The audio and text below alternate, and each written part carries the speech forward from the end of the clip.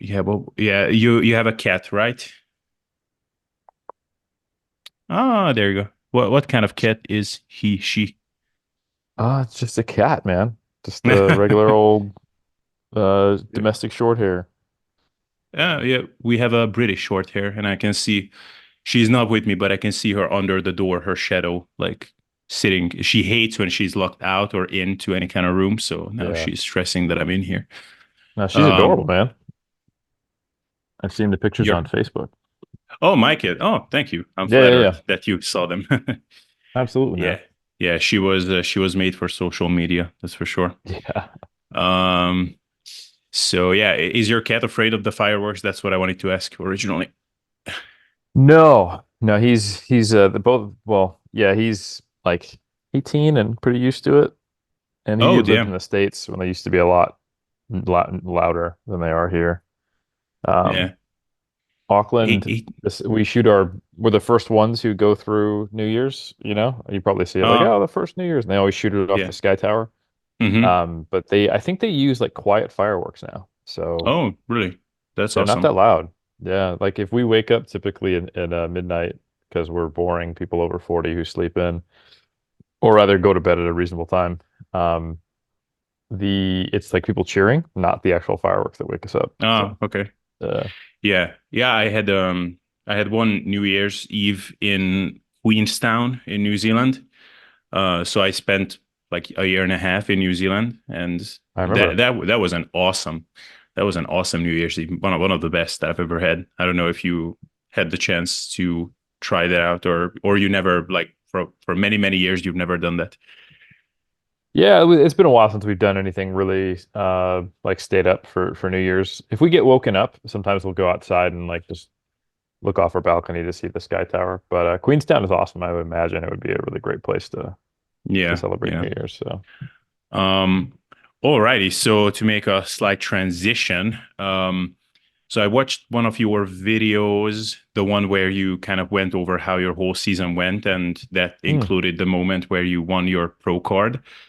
And it was a very wholesome moment. Like, I mildly almost teared up, but I was not in the moment enough because you were like narrating, and then you switched to something Yeah. else after that. So, do you have like a raw video of that somewhere, like where it's completely visible? Yeah, I think I have that either my mom, I know I think either Barb or my buddy Alex has a video of that. I think I have it on my phone. My mom did a really cool thing for Christmas. She she like made a decoupage like I don't know, portrait of me at the moment I got my pro card. It's like Mm-hmm. black and white, and she surprised me with that for Christmas. That was the gift that she made me, which is pretty cool. She made Yeah. a No, it's decoupage of our cat that passed away back in February, who was almost 19. And then also of that moment for Barb and I, my wife, and it was pretty cool. It was very touching. So yeah, it was quite a moment. Yeah, man. yeah. Do you plan on publishing any of that? Like, I mean, yeah, like for example, that moment where you won your pro card. Yeah, I want to say it's actually been on Instagram. I think Fit Focus Media, because they did a really good live stream. That's how my mom saw it, because she wasn't actually at the show. She saw it on live stream and had a really high quality one. And I think they've shared that a couple times, and they did an interview and they've been releasing stuff. So if anyone is interested, Fit Focus Media has a YouTube and an Instagram, and they've got a lot of footage from the show. And I think they might even have, I think they actually do have that moment on their either on their gram or their YouTube. I can't remember which. And they Mm. did a little interview with me too. So that media team did a really good job. Big shout out to WBF Australia. They did a really great job with their media. Yeah. All right. Cool. Then I will go back and give myself a proper cry. Just kidding. There you go. Uh, yeah. But yeah. So on that note, congratulations from me as well. Thank you. I know you Appreciate it, discussed it a brother. lot on recent podcasts. Yeah. I mean, it's a really big deal, and wanna talk about your contest preparation a little bit. So first thing is that I know that this is the contest where we've gotten the leanest so far. Just to get Yeah. very dry and technical really fast. Yeah, I think So so. Yeah, yeah, I was pretty damn lean in 2019 as well. Um, and I think I was about as lean as my peak level of leanness in 2019 when I got my pro card. And then we pushed it a little bit further for when I did my pro debut at Worlds. So yeah, like I have some pictures of me right before Worlds where I'm like, I think I'm a little tighter than I was in 2019. But I mean, it was there wasn't a whole lot left to go in 2019. So yeah, yeah. yeah, That's why. yeah, Yeah, because yeah, I remember those pictures, which maybe initially you even removed, where or yeah. you remember those? Yeah, like the reason I say initially is because I went back to like let's do some comparisons, like let's prepare a bit Mm. for this talk, and I saw them back there. So then you decided to put them back up, which I don't know why people had an issue with that. Like basically, it was just you were nude and it was blacked out, like the not inappropriate things for social media. But yeah, I mean, on those ones, you look like one could not imagine like how could any more body fat go from there. But then apparently Yeah. there was still some left to go. So, but it's still kind of odd, like the weight difference. Like, what were you like? You were over 80 kilos and maybe like 80, like low 80s, maybe up to like 84, something like that. What I remember back It's then actually on the stage, same like weight. Philadelphia. Same Yeah, weight. I was Okay. the same weight, very, very similar. I think almost identical stage weights. I think because I was weighing in, yeah, I want to say I hit geez, because it was pounds that I was weighing in at and when I was in the States. So I want to say I hit 79 and a half in 2019, Oh, okay. and then which I think is 175. And then Yeah. I had like a random a couple dehydrated weigh-ins in the 78s, the high 78s this time. Mm. Um, but yeah, like when I was actually competing at Worlds, my average body weight for the week was 79 point something. So Mm-hmm. it was basically the same, like right around 175, which Right. is just under 80 kilos. Yeah. Mm-hmm. Now the period after the show, was that any different? Like, y as I recall, you didn't have a huge amount of issues back then. Like you were pretty good with the transition out of competition, but was it any different? Was it better? Was it, how was it now? Yeah, I took a different approach. So in 2019, when I finished my season, I did my last show in August, and in September I did a strongman competition. Mm, Um, I did a yeah. stones and truck pull competition, and then the Mm, next month I did a static monsters, which is kind of like a it's kind of like a strongman powerlifting meet. You do a conventional deadlift with straps allowed to hitch, and then a log press, and you just add the totals together. Um, and so I remember I actually had to, for the second one, I had to intentionally restrict water a little bit to make the 90 kilo cutoff. So I had put on like 12 kilos of body weight in 2 months. And that was very intentional. I had a weigh in at 90 kilos, I think 6 weeks post competition. So I put on like 20-ish pounds, intentionally pretty quickly. I did a probably our more aggressive version of the recovery diet.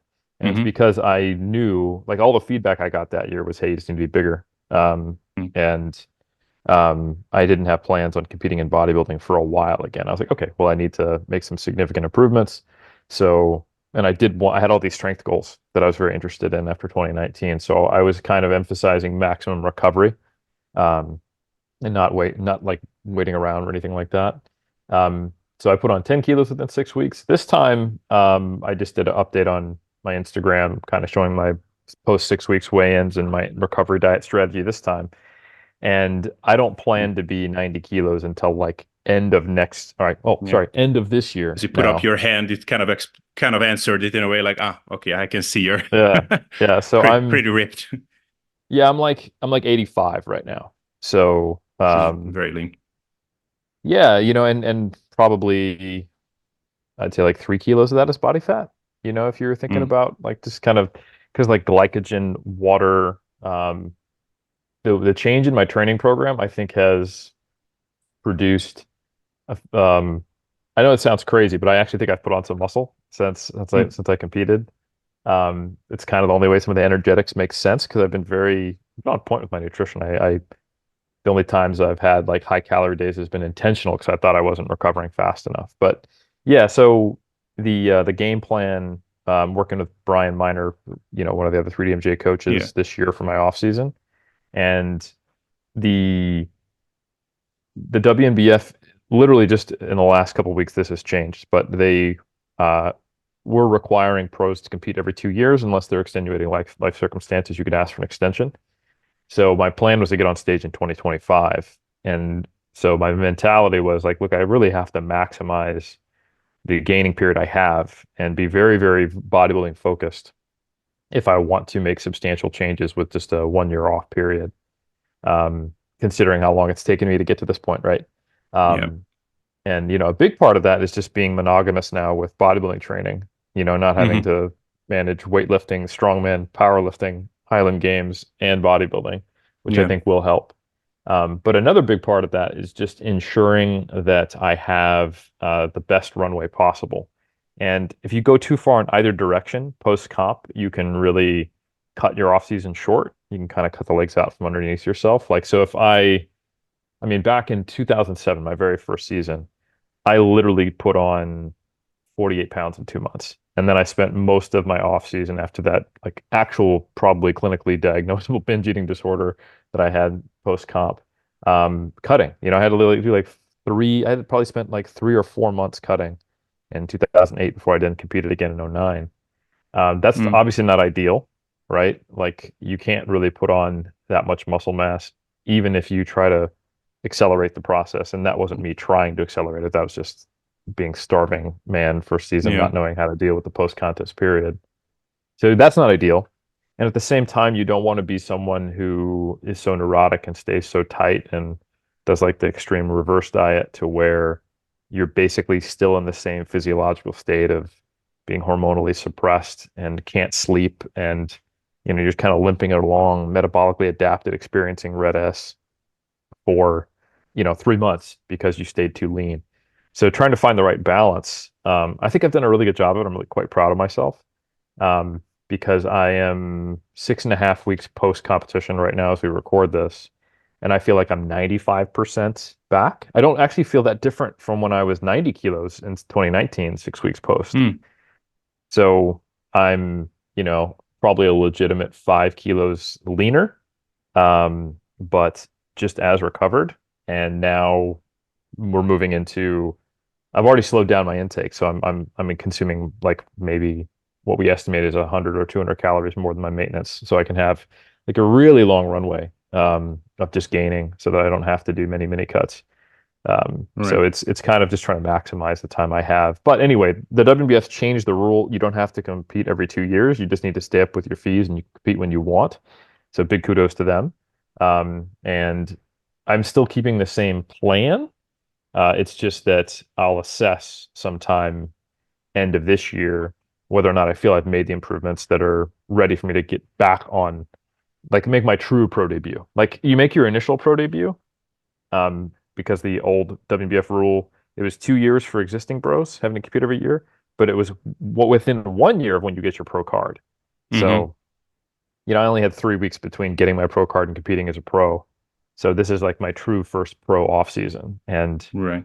you know, it I have to make substantial changes to my physique to move from being a top amateur to even a mid-level pro, because I'm basically like a lower third, lower quartile pro. Like I'm I'm like I'm okay, but if I want to Yeah. be like top five at Worlds, I have to make some substantial changes to my physique. Yeah. So Um, do you, so as far as how you prefer your physique to look, so obviously there are competitive standards, but like as you go down there, like you reach kind of different milestones. Um, is this close to, so because this is pretty close to your Frank Zane picture look, then yeah, as far as I remember, yeah. So is this like more or less what you like if you could pick one of your looks for like the rest of your life, like this would be more or less it? yeah, it's basically the point before people start making Skeletor comments anytime they see my face. Like one thing I noticed was that for the last like 3 months, like every Wednesday we've been trying to get more proactive on our social media for mass research review. So I was Hmm. doing mass blasts from the past, where I would choose like a really influential study that came out sometime, but not within the last like 5 or 6 years. And within from like basically September onwards, I'd do it and I'd see I'm getting all these comments, and you go on Instagram to check the comments to see if you can answer any questions about the study design or the relevance of it or clarify something. And they're like, bro, your face looks like a skeleton. I'm like, all right. Hmm. Like every comment is just commenting on my face because I'm doing like my floating head as a green screen on the study, showing Yeah. figures and stuff like that. And I'm like, all right, this is clearly I'm distracting people from education. Um, and and yeah, like you go from having kind of like a chiseled jaw and a nice structure to your face like I have now Yeah. to being like really sucked up. Yeah. So if I'm under like 82 kilos and and and like in a dieted state, especially if it's like a low calorie day or if I'm a little dehydrated, it's not a good look. Like I kind of look like a Hmm. light bulb. Um, Yeah. so yeah, I don't like that. And then this is less to do with the way I look, but the way I feel.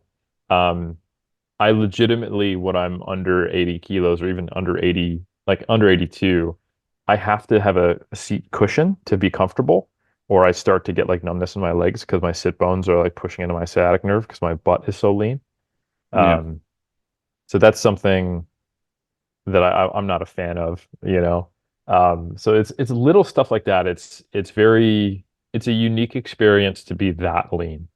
Um, and it takes like knowing that most like in the competitive male bodybuilding division, you're getting roughly 5 kilo leaner than most people who have gotten lean will ever be, if Yeah. you're like at my height. So where I am right now, I like, yeah, which is yeah, like maybe like slightly heavier than I was in the Zane pictures, is probably where I'm at right now, and that's great. But honestly, I think I appreciate the way my physique looks at a lot of different stages. Like Mhm. I like it all the way up to probably like 90 kilos, you know? Mm. Um, and yeah, because I'm not too attached to being lean. You get attached to being lean when it's like your sole driving focus, but I think that's more Yeah. associated with my mentality being goal oriented. Yeah. Um, but yeah, I don't like it when my face starts to look chubby. That's the main thing I don't like. Same. Um, yeah. I'm trying to look at you, not at myself. Like at this point, mine is getting to the point where it bothers me. Um, but yeah, it's so you're not attached to being lean. Have you noticed? I've always noticed on myself that when I'm dieting and when I'm lean, and then if I stay lean or manage to stay lean afterwards, that there's an increased. It's almost like my passion towards lifting and fitness increases a little bit, and my motivation to create content also increases, but not necessarily just to show off my physique, but just in general to just talk about it. Like it's on my Hmm. mind more. Do you notice that on yourself at all? Yeah, I don't associate it with being lean necessarily. I associate it with contest prep. Um, And because I think the process for a competitor of going through contest prep, you just start dialing everything in and you become very um like I just get a lot less comfortable like lounging. Like I feel like I always have to be doing something. Hmm. And there's pros and cons to that. Like I become a human doing versus a human being. Like I think it like during contest prep at a certain stage, I have to be much more intentional with reflecting, connecting with people, taking a moment.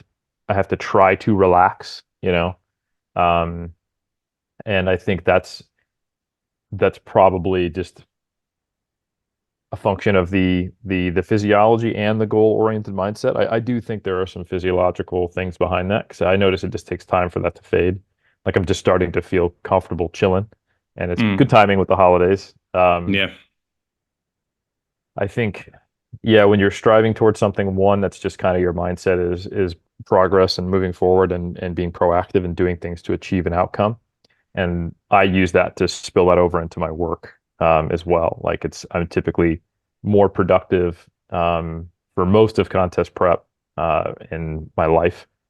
And if I pace it right, which I found out this year, that doesn't go away. In 2019, there was a period I did some really hard digging, and I kind of like shot my wad, and I like never recovered. So like July and August, I was using the work that I got done in advance to carry me through because I just was so lethargic and tired at the end mentally. But this time Yeah. that didn't happen. We paced it really, really well. And I just never kind of lost it. And I still have it, but I have a better balance now, I would say. Mm. Um, some of it's just the immediacy of the goal too. Like as you get closer to the stage, you're like, I'm going to be on stage. Like I need to practice my posing. Like I can't waste any minute, you know? Um, Yeah. so it's hard to say where that stems from, but I do definitely notice that when I'm competing, everything gets a lot more focused. So, and I think I'm excited because I'm kind of that didn't burn me out at all. I didn't lose any of it, and I was like so motivated by the fact that I got to compete at Worlds and got my pro card that now I'm carrying the positive aspects of that into my off season with Mm. also some ability to relax um, in a facilitative way. So I have a very, very focused off-season plan. I have not found it very challenging compared to prior years to stay on track with my nutrition. I didn't feel I didn't need time off from training because I got really excited about my new plan and being focused on the bodybuilding training is the only kind of goal. We had like a photo shoot on Monday after I competed on Sunday, and like I trained while we were at the gym there, and then I trained in the hotel room on Tuesday. And the only time I didn't train was like when I had to fly home. Yeah. So yeah. So anyway, I guess that was a long-winded answer to your question, but I definitely noticed the same thing. I'm not sure whether it's physiology, psychology, or probably the combination of both. Yeah, yeah, it's weird because I noticed this on myself that I'm just a lot more eager to discuss things related to it. If someone Hmm. asks me a fitness question, some non-fitness nerd person, I'm a lot more prone to be giving an answer that was a bit longer than maybe what they were Yeah. asking for. Uh, and I guess it's because so I don't have that while I'm like now, for example, even though I'm training and everything, so I'm doing things regularly, which are that's also doing, not just being, I guess, but that's like an hour of your day, 2 hours of your day, something like that. Whereas Mm. like when you're dieting hard in so many situations during your days and throughout the weeks and months, you will be in situations where you have to just face that reality that, wow, like I'm really doing something which nobody around me is doing or would be willing to do or maybe even could do even if they tried like they would totally fail this and like you're reminded of your sacrifices. You have to withstand other things as well, like social pressures and whatever. And I guess it can be very frustrating at times, which of course that makes you feel strongly about what you're doing as well. But also, I guess you're reminded of your own commitment, and you also kind of get a Mm. chance to pat yourself on the back lot more times. So maybe it's something like that. Yeah. Um, You're immersed in intentionality, I think mm, is that- and that's a and related to fitness. Because I notice when I have a lot of intentionality related to anything I'm focused on, that tends to be all I could think of and what I want to talk about. That might be some, undiagnosed ADHD, but mm, um, it's I think there is that's definitely an element of it for sure. When you are dieting, you have to think about that a fair bit, even if you're doing it relatively flexibly. Anytime it's a social, everything you said, I agree with. And I mm, think there are parallels to that like when you start a new business and you're dealing with all of that, or you have to, well, like whatever the main focus in your life is, and when you have to be intentional with it, it tends to create that same, kind of cultivates that same environment of thinking, I think. yeah, yeah. Now, speaking of doing things that we are passionate about, so you've been doing this for a long time. So what is it like? It's close to 20 years at this point. Like I remember I last time we talked, think, it was 16, right? yeah, I think May will be my 20-year anniversary of lifting, which is pretty cool. Damn. Yeah, that's Yeah. respectable even with marriages, let alone with lifting. Um, Yeah. Bro. so So this past year, so I always took my passion for lifting for granted because it was just always naturally there, like to the point of obsession for more of the Mm, time than not. And this past year, I think partly because I just took things too chill, like I didn't even really track my training. Like I sort of like I went for proximity to failure, like that should be there. And I did exercises that made sense for my goals and made sure to get in my weekly kind of set volume. But I didn't even track my lifts many of the times. And also, I've been not tracking calories unless I'm dieting super hard for years now. And I sort of just felt purposeless. And I noticed that mm. my passion for it started to kind of, yeah, just lessen. And it was a really just crappy feeling, I guess, coming to that realization. Like I really felt empty because of it, because Mm. that was kind of the backbone of my life for a long time.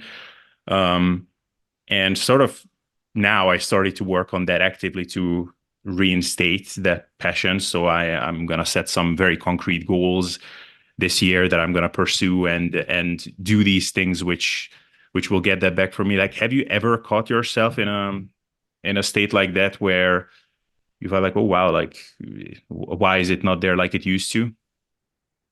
I think I have seen how I could get there.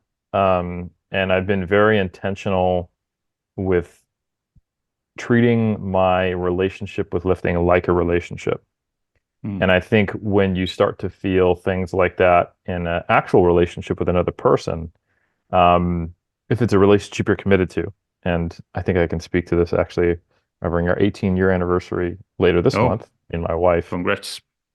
thank you, is you do something about it. And I don't think that's our natural thought process with ourselves, you know. Um, Sometimes we are changing and we don't even know it, and we just kind of go along with it, which is natural because it's inside of us. It's us that's changing. We don't get to actually just be observer. Mm. But I think kind of trying to be the observer on your own changes and how that might modify the things you do, I think is important with things that you want to stick with. Um, Somewhere along the line, pretty early on in my lifting career, I made a commitment to myself that I was in this for the long haul. And it wasn't that I was, if I want to do this, I will do it. It's, I'm going to find a way to make sure that I keep wanting to do this because it's good for me. And I had a kind of negative core belief early on that I don't stick with things that once they get hard, I peace out or I move on to something else. I don't finish what I start. And I Mm-hmm. was like, let's finish this, you know? Um, which ironically, lifting, it means never finishing, you know? Um, Yeah. so so yeah, I find competition is incredibly helpful for me. Um, and I've always really benefited from competing in strength sports in the off season of bodybuilding. Um, and interestingly enough, even though I'm not doing that for the near to midterm future, um, having a level of focus in the off season on bodybuilding and like it was very intentional that I was like, you know what? I want to work with a coach in the off season, which normally for bodybuilding I only bring in like of course I'll ask for advice or get feedback or collaborate with my colleagues and I have a lot of so many I'm very fortunate to have so many resources and intelligent people in my corner and in the circles I run with, you know. Um, but being very intentional about like I want to do monthly check-ins with Brian. We'll make content around that, so we'll keep me accountable. It'll be transparent. Mm-hmm. People are gonna, you know, give me unsolicited advice because I'm putting myself out there, which, you know, if I'm emotionally mature, I can, you know, take the good and ignore the rest. Um, I'm gonna track my body weight regularly. I'm gonna modify my nutrition intake based upon that to some degree. Tracking my lifts. I have a spreadsheet. I'm gonna list Brian to write my program. We're gonna collaborate. All the good stuff, right?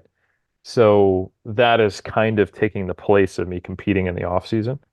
But I think, yeah, having goals and having things to strive for, and then because I kind of had this interest in being like a physical culturalist generally, I was able to have ways to shift that were still moving me, even maybe sometimes diagonally towards my goals, but that kept me engaged. And that did become intentional, like, oh, let's see if I can get back into weightlifting.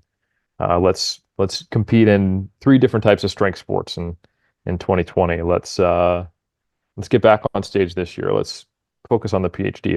And also because I coach and I make content on this, I'm very much immersed in lifting culture.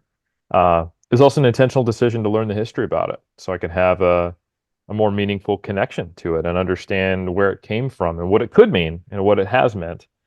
And, seeing what is just kind of commercialism, or artifacts that we've just created or things we believed or things that have been lost. Um, just being inspired as a drug-free lifter by what's been accomplished in the 30s, 40s, and 50s in an era where like the natty or not thing kind of started up was this really cool discovery that I enjoyed sharing with other people. And it's like just seeing where we've maybe placed artificial limits. And early in my career, there was this, the opposite. I thought I'd be 220 on stage. And Mm, then, because there wasn't a whole lot of information around for drug-free lifters. So anyway, I guess what I'm saying is that I've absolutely seen where I could get to a point where I could fall out of love with lifting or find myself doing it just because I know it's good for me and I don't want to stop. And I just for the outcome, right? yeah. Instead of for the love. And I've thought and looked internally and had conversations with myself. Okay, what do I need to do to prevent that from happening? Mm, And being willing to shift the goalposts, which is, not something you're supposed to do in a debate, but something yeah. I think that's great to do in relationships. Yeah. Um, as you change, I think you need to allow yourself to change your goals and modify them and, figure out what is the better fit for you now. And, sometimes that meant being, pivoting when I didn't expect to, but because it's all trying to get to that same kind of big picture mission statement, and it's based on an identity now, it's never taken me so far off the path that it's not the same thing, you know? I Yeah. don't know how. That was a bit of a rambling answer, but hopefully that was helpful.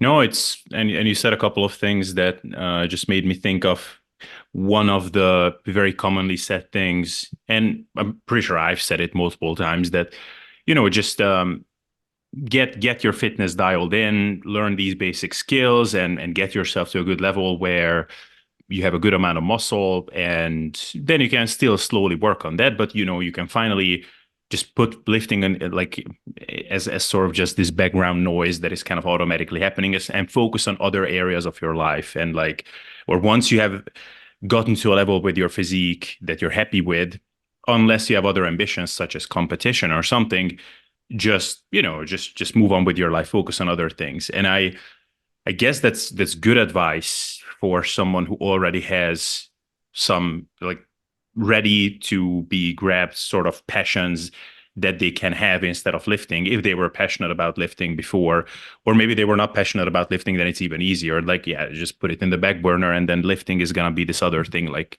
brushing your teeth that you don't necessarily love doing, but you do it because it's good for you. Um, but for other people, like for example, for me, like I work in the industry now as well, so that makes things even like a bit different. But even if I didn't do that, like that has been my main passion for so many years. Now to just say like, oh, like move on with your life, focus on something else. Like, dude, on what? Like, Yeah. what could replace this love and passion that like really has been there to support me, like in so many hard situations, like dragged me out of depression pretty much at one point. Mm. And I know, as you know, I'm very much not alone with that. Yeah. So would you agree that this sort of advice is given out sometimes a bit too like illy-nilly? I think that advice is most commonly coming from trainers, and I think it makes sense because they're dealing with people who often are walking into the gym because they have an avoidance goal, like they don't want to be something, right? They aren't happy with their body, so they want to change it. Mm, They have been told by their doctor that that their fitness or their body weight or their health or whatever is poor and they need to go to fitness. They don't like the way they are compared to when they were in school and now they want to get back to it. A lot of the times they're dissatisfied with where they are. There's a dissonance, there's a dissatisfaction, with who they are, where they are, and they're basically saying, like Dan John would say, this isn't me. Like I don't want to be this. Mm. So they're trying to get back to or to change something. And they don't like sitting in a state of not being who they would like to be. Um, so it's very natural. And the push and pull and the challenge and why so many people regain weight or don't stick with fitness or they get back into shape and back into shape and back into shape is that they don't really like fitness or they haven't found a way to fall in love with it yet. And it's Yeah. starting as a means to an end to not dislike where they're at in life. So the idea of it being something they can automate, not think about, put on the back burner, and just have it going so they can do all the things that they like about life in a fitter or healthier body is very attractive. Um, but I think if you get to a point, or if you are at a point where, and I think it should be the goal for everyone to get to this point, if it's possible, to where they're going into fitness because they like it, they enjoy it. It's something Mm. that it's an approach goal, not an avoidance goal. It's not about disliking who they are currently, but wanting to move towards something that they're really excited about and being satisfied with who they are. Um, that I think is a much better place to be because then you can have a relation. Like you don't really have a relationship with brushing your teeth, right? You know, but Yeah. like unless maybe you're a dentist, but I think Yeah. shout out Dave McConey. But Yeah. like I think that's a very different perspective, like and that's why sometimes trainers take a few years to not be shitty trainers, is because they're so in love with fitness that they often become trainers, right? They might Hmm. have got there as a client starting, but like obviously I can't get enough of fitness. Like Yeah. I do, it's all I do in one iteration or another, even though I have a very diversified like kind of fitness lifestyle and I do a lot of things and I have a lot of areas and people see me as kind of a generalist. I'm a generalist within fitness, Hmm. and even then, even more so within lifting. So Yeah. it's kind of a it's all about like what's your perspective. So I think if someone is motivated to train because they don't like their body, if we want to keep this in the bodybuilding perspective, there's a desire to where they can just automate it and live lean and not have to think about food and not all that. But I think if someone is bodybuilding or gets to a point where they're bodybuilding, and I mean that in the more general sense, not competitively, where they're excited about the process of training and they enjoy it and it's something that like brings them out of depression, et cetera, et cetera. If they evolve towards that, and I do think that is an evolution, it's a positive thing, then that advice no longer makes sense, right? It Yeah. is it's asking you to disconnect from something that's quite centrally beneficial, and it gives you a sense of gratitude and purpose, and man's search for meaning. Like you want to lean into that, not lean away from it in those cases. But I Yeah. think trying to like assuming someone has that when they don't is also a mistake. So I think you have to meet yourself and people where they're at from the perspective of the lifter or the trainer or the content producer. Yeah. Yeah. Um, Now to get a little bit more technical, so you talked about how you had certain focuses. Which one is the correct? Okay. Is it? Yeah.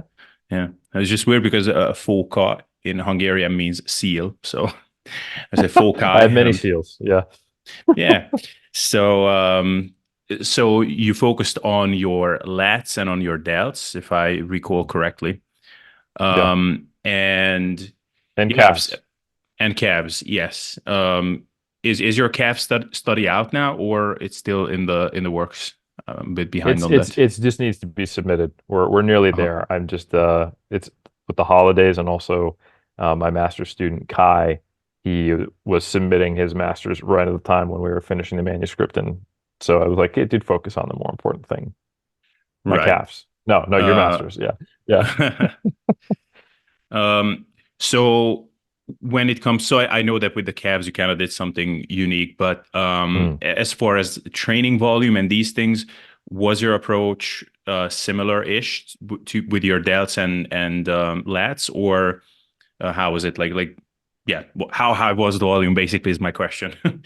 Yeah, so I was basically tacking on um for I was doing 5 days per week in this is mostly occurred in 2022. Because 2021 was powerlifting, 2020 was like multi-sport strength stuff. 2022 it was like, okay, take an intentional bodybuilding off season before I compete in 2023. And I would say like the last 8 months of 2022 and the first 2 months of 2023, so nearly a full year, I did a specialization cycle for my lats, delts, and calves. And I kind of put everything else from the waist up on like, 10 to 15 sets, kind of more maintenance-y-ish. And then my lower body on my typical kind of like 6 to 12 sets, maintenance-y-ish, Hmm. um, minus calves. And then each session would start with delt, lats, calves, 4 sets, in different exercises that I thought were better. And that would also sometimes include, you know, other additional work on those muscle groups on those days, depending upon what the focus was. So for besides calves. So calves were getting like 20 sets, and then my delts, and obviously delts are going to be involved in a lot of movements anytime you're pressing. So depending upon how you would count it, my delts were probably in the 25 to 30 set range, for Hmm. like the medial delts. Because a lot of the times I'd do like a lateral raise variation, but I would still be doing like incline pressing, overhead pressing in my regular training. So, you could probably say that I was getting on average maybe 25 sets on my medial delts per week, in the All right. traditional way people would count. And then my lats, lat specific exercises, things like, pull downs, you know, low rows, lat push downs, pullovers. So, and then also doing some more like general back work, probably similar. Um, so yeah, that's the approach I took, and I was doing that largely by leveraging frequency increasing, and then specific exercises that attempted to train them in longer muscle lengths with tension at a longer muscle length. Um, and so that seemed to work pretty damn well. From a visual perspective, it really improved some, like my front symmetry shot, which is such a disproportionately important pose in competitive Mm. bodybuilding because everyone comes out like that, and the judging panel just kind of looks at you for like 5, 10 minutes before they even start doing quarter turns. And then it also improved my back relaxed, my back lat spread, and my front lat spread. That's Hmm. where I noticed it the most. And I think my front double bicep improved as well. It's just that's that's a tough one to be a strong pose on me.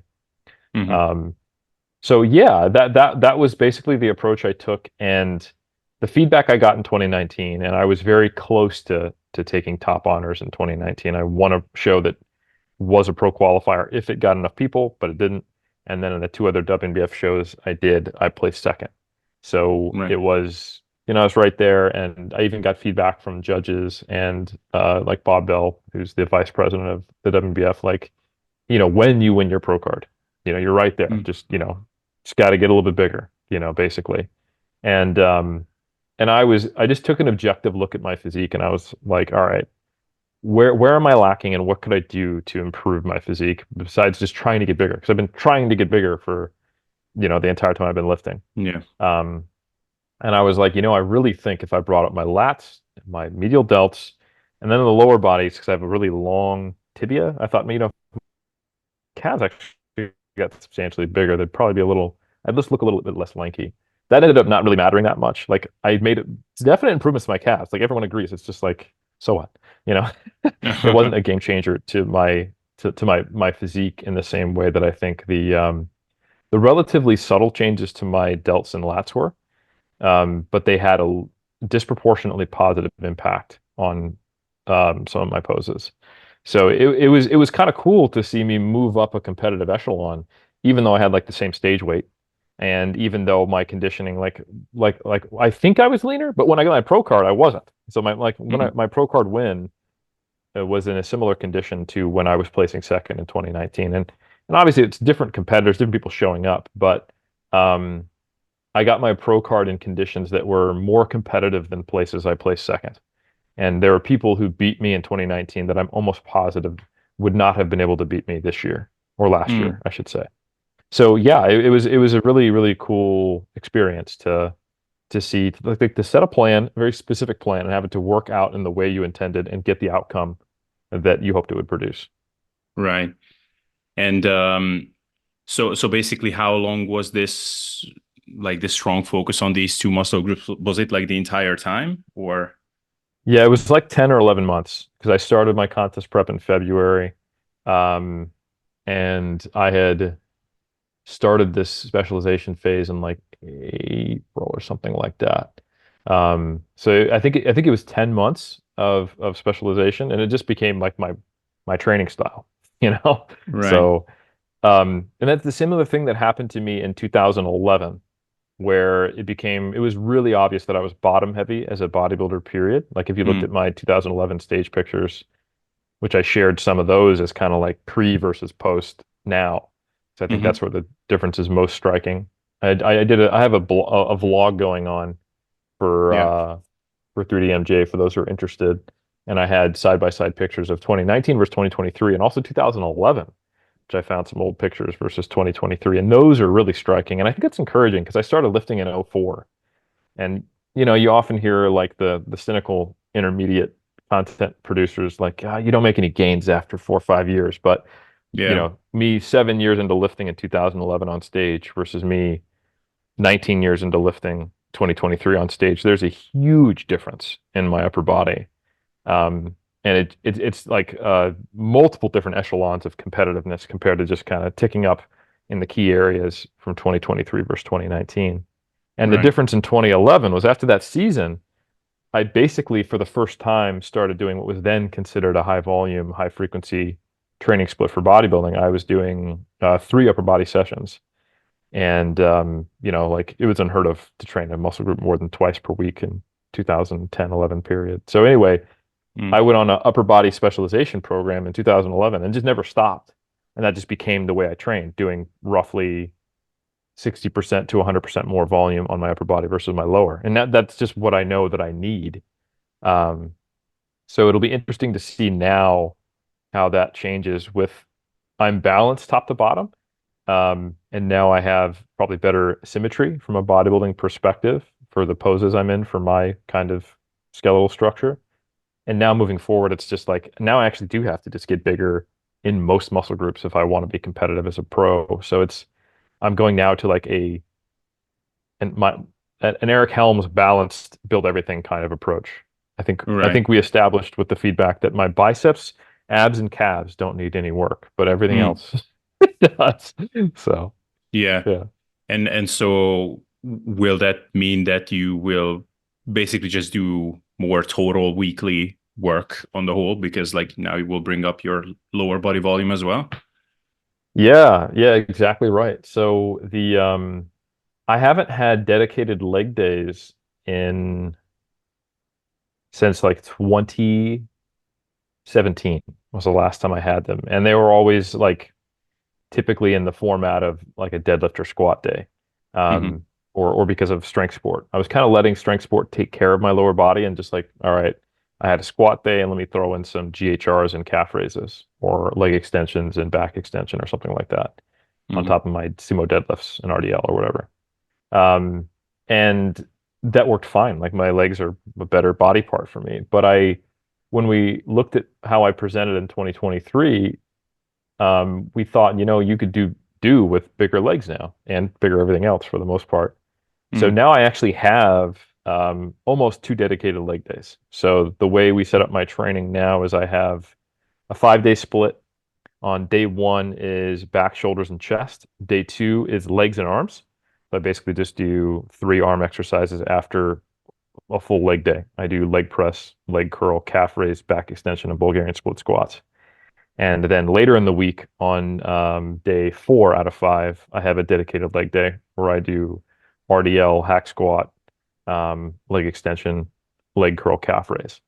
Hmm. So, and the number of sets per exercise are also a bit higher. I'm like doing 4 more often than I am 3. And then for one of the calves, it's 5. But the calves are more or less on like maintenance volume. So, yeah, I actually have not. I mean, I haven't had dedicated leg days in a long time because I'm always training upper body with them. And now I have 4 days where I train upper body at least a little bit, and then 2 days where I'm primarily exclusively on one day or primarily training lower body as well. Hmm. Okay, Yeah. so the five day split means that it's 5 different training days, not that you're training five Yeah. days a week. Yeah, that was unclear. Sorry. So I train Monday, Tuesday, Thursday, Friday, Saturday. I take Wednesday and Sunday off. Day one is chest, shoulders, back. Day two is legs and arms. Day three, Wednesday is off.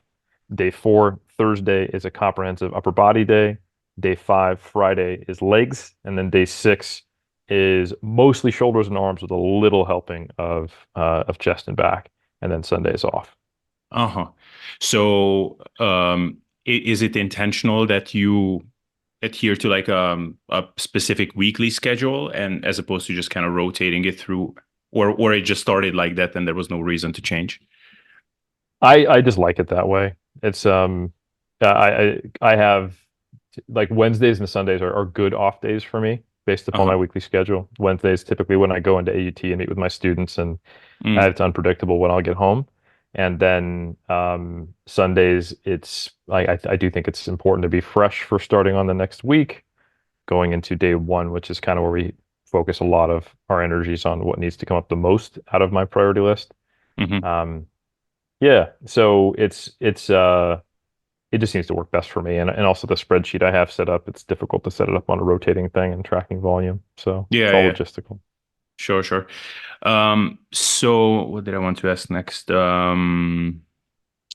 Uh, so I'm always interested in how people prefer these things because I have my preferences and so like on a lot of things I tend to see that people agree, but there are some interesting differences. So um if you could have in any way that so like from an optimality standpoint it wouldn't matter or logistical standpoint more so like how many exercises do you like to do at most or is there like a perfect Hmm. number per session? I think it really depends on what the exercises are. So when I am doing powerlifting mixed with bodybuilding, or Olympic weightlifting, the number comes down drastically. Like if you start a session with heavy squats or deadlifts, honestly, doing more than three easy accessory exercises is you're not going to want to do much more. Like if you have an SBD day, you like maybe you do some ab rollouts and get the hell out of there because squat, bench, and deadlift will take a lot out of you with any kind of volume. Hmm. Um, but if you come in and you're doing mostly machines, cables, and a little bit of free weights, and it's an upper body session, eight exercises, no big deal. Mm-hmm. Um, so I think it's a bit context dependent. From a pure bodybuilding perspective, I think a leg day, you're probably not going to want to do more than five exercises. Yeah, Like a free weight agreed. compound, a multi-joint compound, and then a couple of isolation exercises for bigger muscle groups, and then one small muscle group, probably calves isolation Right. exercise. Um, like for example, the the the the legs and arms day I have, we were pretty intentional with what leg exercises do we choose. So leg press instead of like a RDL or a hack squat, an easier compound, but still a compound lower body exercise. And then instead of a hinge, we've got a seated leg curl and then a back extension, which I would prefer to do a leg curl and a back extension more than an RDL. Like those two exercises feel easier than an RDL or a good morning or a deadlift to me. And that, may Hmm. not be true for everyone. Um, and then, Bulgarian split squats, that's a hard one as well. So, but those are in the grand scheme of how hard could you make a lower body session? It's not squats, RDL, lunges, right? If you Yeah. get through those, like and that's not uncommon. Like you'll see a ton of bodybuilders start off a leg day like that, and then they try to go do calves, leg extensions, and leg curls. And Yeah. those are sessions where you're like trying not to puke, right? I used to do that. I remember it being like a 10% chance I'm going to throw up on leg day, kind of when I first started. That's Yeah. a lot of times throwing up, even though it's only 10%. Like you train legs once a week. Yeah. At Okay, so least every five three throw ups months a you're week. throwing up once, right? Yeah. Yeah. So, and that was what, then I think that's the way a lot of bodybuilders live. So that setup where I'm doing, easier lower body, but still effective exercises allows me to then do three arm exercises afterwards. And that feels about as hard as my pure leg day where I do hack squats and RDLs, even Hmm. though that session is 8 exercises and that one's 5. So I think it depends, but I think somewhere the sweet spot for most bodybuilding style days is 5 to 8 exercises. If you're trying to get Correct. higher volumes, I think if you're taking more of a, if you don't need high volumes, like if you're Jeff Alberts, 3 to 4, he could do 3 to 4 exercises for 3 to 5 sets, 2 to 3 days a week, and he knows that he can maintain or even improve on that. Hmm. That's just not me. I did train with Jeff for most of an off season, and my legs were progressing and my upper body shrank. Didn't even just Yeah. maintain; it shrunk. So Yeah. Yeah. yeah, Yeah. Yeah. No, I know that story. Yeah. Sorry, you were continuing. yeah, no. So yeah, maybe it's because I'm lean that I'm giving you these much longer answers than you actually asked for. But Yeah, there as we you go, talked right? about. Yeah. But yeah, I think somewhere for bodybuilding purposes, I think for the typical person, probably somewhere between, you know, 4 to 6, 7 exercises. I mean, obviously, 5 to 8 for me is because I trend towards higher volumes and I'm a competitive bodybuilder in his 19th, 20th year of training. So trying to make gains as I'm a relatively advanced lifter. I don't think like I got a lot of comments on my most recent video where I went through my whole week of training, like, oh my God, this level of volume would crush me. Mm, And I don't think my volume is astronomical compared to other bodybuilders who I know and work with and have coached. But I would say it's probably in the 70th, 80th percentile of bodybuilders. But I think it's probably in the 95th percentile of just people who go to the gym. Like I do way yeah. more than the typical person would benefit from. And probably enough that the average intermediate gym goer would be doing too much. So I think that that's important context. Yeah.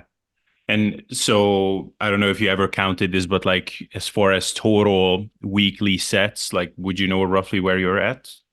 Yeah, I actually do have that information because I have Oh, nice. let me get my tracking app. So I have my body part I have my session volume and I have my body part volume all tracked. So I think each session is between oh no, okay. Give me 2 seconds. You can edit this Yeah, out yeah. later if you want. But I'm just gonna go Are you using to Gravitas?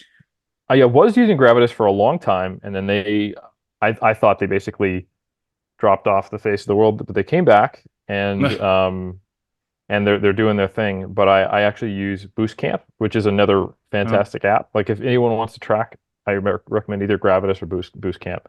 I've been using Boost Camp for more than a year now, and it's or Fit just a Notes, really I might add, that, which is yeah. I've never very. used FitNotes, so that's certainly So in Boost Camp, can you do? So I heard that in Gravitas you can do what I always wanted. So that's the one thing Fit Notes cannot do is hmm, track muscle groups or like so one exercise can be assigned to multiple muscle groups. So a bench press would not be just chest but also triceps. So man, I yep. considered getting an Apple phone just to be able to use it for that. Yeah, Boost Camp, you can assign 3 muscle groups per exercise, and it's available on Whoa. Android and iPhone. So Okay, I'm downloading it's good that stuff. tonight then. Boost Camp's great. Yeah.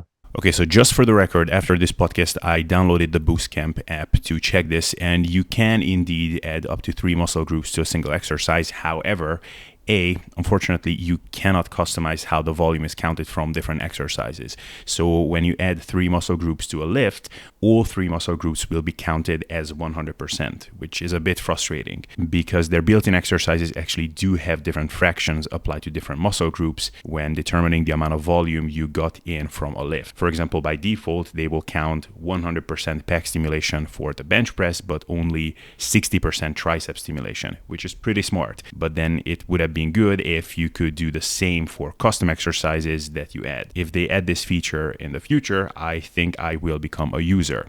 And then B, you cannot view these analytics and charts, such as your weekly volume for various muscle groups, unless you use their premium feature. But at least they do have a 14-day trial period. So as of now, I will stick with FitNotes, but if they add the feature I just mentioned, I might even consider switching over and even becoming a premium user. All right. So day one, that's my chest, shoulders, and arms. That's now I do some drop sets and rest pause, so it depends on how you count it. But it's unlike the last couple exercises, but it's 27 sets on day one for chest, shoulders, and back. And then day two, it is 27, you said? yeah, 27. Whoa, that's a good So amount. it's 4 sets of incline, 4 sets of lat pull down, 3 sets of close grip bench, 3 sets of a row. Here's where it gets a little interesting, and you may not count this, is after each set of rows, I then just move into scapular shrugs. So Mm, it's like a series. And then 3 sets of cable crossovers, 3 sets of single arm lat pull downs, and then I do either drop sets or rest pause on lateral raises, and it's 4 sets ish. So depending upon how you count that, it would be as low as 22 sets or as high as 27 on day yeah, one. that's yeah. When I do 15, I feel like man, this was a high volume day. Yeah. So oh, okay, want to go on? I'm Yeah. curious. Sure. Yeah. Yeah. Day two, which is the legs and arms, that is 29 sets. So that's 4 sets of leg press, 4 sets of leg curl, 3 sets of split squats, 3 sets of back extensions, 4 sets of calf raises, and then 8 sets of triceps and 3 sets of biceps. Mm-hmm. And then day 29. Yeah. three, which is my comprehensive upper body day. This is where the volume gets pretty high for the session. That's 35 sets. Oh, so it's only getting high now. Okay. Yeah, that's 35? 35 sets. Yeah. I get that Nice. done in about an hour though, to be honest. Because I do antagonist paired sets for all of my pushing and pulling. And then for most of my single joint movements, it's drop sets. So I think that's Okay. something. So like for example, like I'm doing 5 or 6 sets of dumbbell lateral raises, but it's actually like one myo rep series, you Mm-hmm. know? Yeah, right, right. So from a time intensive perspective, it's not bad. So for example, I do a lat pull down and a chest press where I'm alternating. So I'm getting 8 sets done in the time it would take most people to get, 5 sets done. Yeah. Um, and then I have a single arm row that I do with incline bench press. Same thing, 3 sets on one, 4 sets on the other, probably getting them done in the time people would take to do 3 sets. Yeah. And then I'm doing a chest supported dumbbell row that then each set, once I finish the row, I'm doing shrugs for the scapular shrugs. So is that 6 sets or three? You know, Mm. and then I have antagonist paired sets on a arm exercise and a bicep exercise, tricep exercise, and I finish with the myo reps on lateral raises. So 35 sets, but probably getting done in the time it takes most people to do 20, you Mm-hmm. know? Yeah, Yeah. yeah. Uh, okay. Yep. Day four is the least amount of sets. That's the leg day. And that's 21 sets. So that's 4 sets of RDL, 4 sets of hack squat, 4 sets of leg extension, leg curl, and then 5 sets of calf raises. That's Right. probably your more stock standard uh, Yeah, that's day. right. And then I finish up on my last day with shoulders, arms, and that's 30-ish sets. Again, I've got a rear delt row that's kind of also like it's not just rear delts, obviously. That's not the way rows work. And then I finish each one of those with the scap shrugs. You could cut 3 sets off the 30 from there if you wanted. And then I'm doing some drop sets on tricep, lateral raise, and a bicep exercise. So Mm. those 4 sets could be considered. They're getting done in the time it takes to do 1.5 sets, but Yeah, how you would count them is a little up for debate. right. So Yeah. it's a bit under 200 total sets per week, if I'm Yeah, it's estimating basically it right. 5 days of doing around 30 sets on average. So it's more like Oh yeah. 150 sets. Yeah, of course, not Yeah. not 7 days. Yeah, Yeah, yeah, okay. yeah. Yeah. Um, and as far as the volume that produces per body part, again, depending upon how you count it, if you were to count it like the studies and research do, where every multi-joint exercise trains like a row is biceps, a bicep curls biceps, a lat pull down is biceps.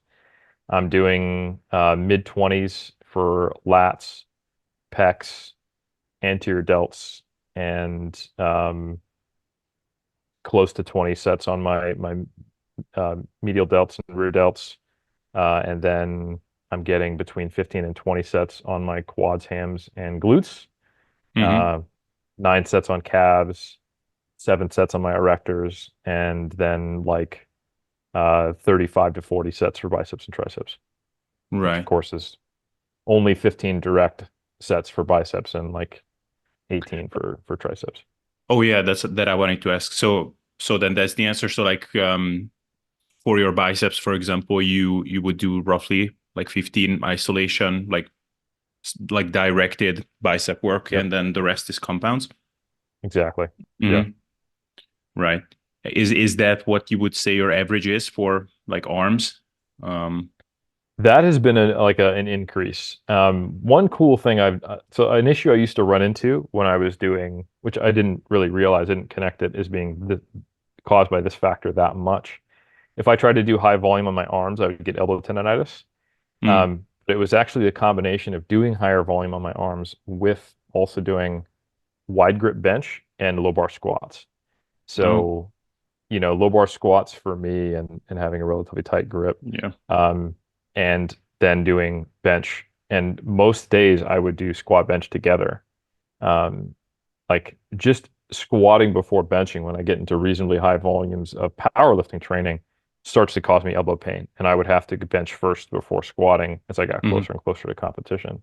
So then throwing like curls and tricep pushdowns on top of that, I went through a phase where I was only doing BFR just to keep the load low and only doing neutral grip.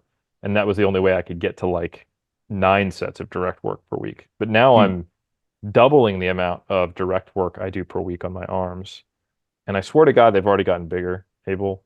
yeah. That could just be, the little bit of constant edema, which, but maybe, but they certainly, even when it's been like Monday, and I have not trained for 48 hours, the arms they still look pretty fucking big.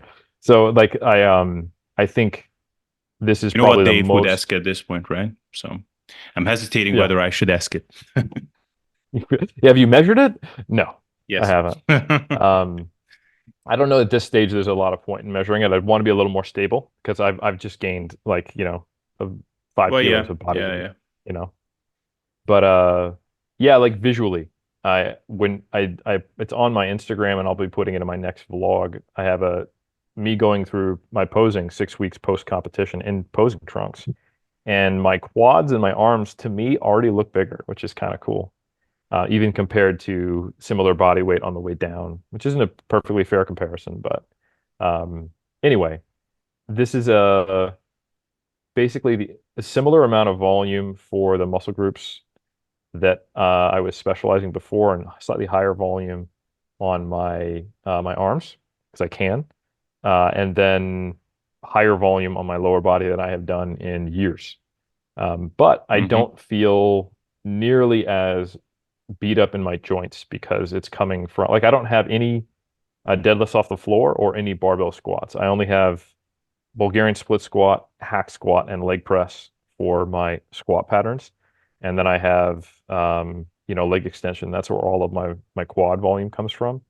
And my Hmm. hamstring volume, there's only one, heavy compound. That's RDLs. Everything else is two different leg curl variations and back extensions. So it's a far less, I guess, as Dr. Mike would say, the stimulus to fatigue ratio is much more favorable for bodybuilding, if you will.